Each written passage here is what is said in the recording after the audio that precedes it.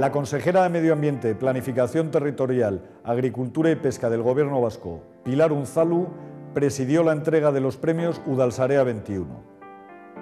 Estos premios reconocen las mejores prácticas de Agenda Local 21 en Euskadi. A través de estos premios Udalsarea 21, que concede la Red Vasca de Municipios Vascos hacia la Sostenibilidad, queremos reconocer esta importante labor que desarrollan día a día los municipios del País Vasco a favor de la sostenibilidad.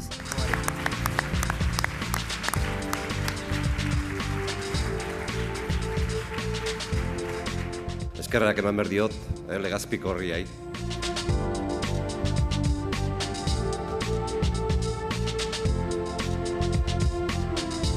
Pedir también al Gobierno vasco, IOBE y también a Udalsarea 21 que sigan en esta línea porque es muy necesario ese apoyo para poder seguir caminando, yo diría, con el éxito que se está haciendo en Euskadi.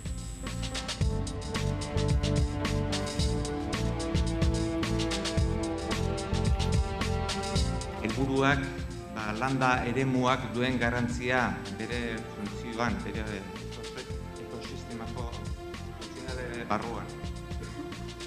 Eta baserri munduak, geure produktuak eta heziketak hezitzea, gazteak eta ikas dezaten ze inportantzia duen landa eremuak, nekazalguneak eta geure produktuak, konsumo razional bat eta balore horiek eta hori hezitzen eta nolabait kontzientziazio kanpaina importante izan da.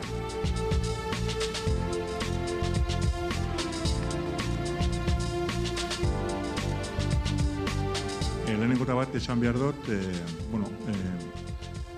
eskerrak emon zelan bait, Eusko Jaurlaritzari, bai Udalsareari eta IOBEri, aukera hau emon digutelako, alako aurkezpen bat egiteko eta alako hautagaitza eukiteko.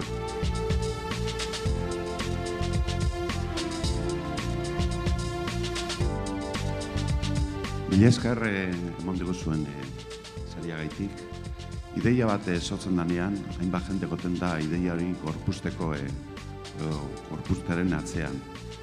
Horregaitik eskatu bat zaio, Arrasateko Unibertsitateari eta Euskal Herriko Unibertsitateari lagundu digula ideia hau gorpuzten, nola ez DBGSari, eta orain bidea, lehen esan dugu zehotxo baita egin da, baina bidea oso luze izango da, baina azken finean lekonen ematen dugun.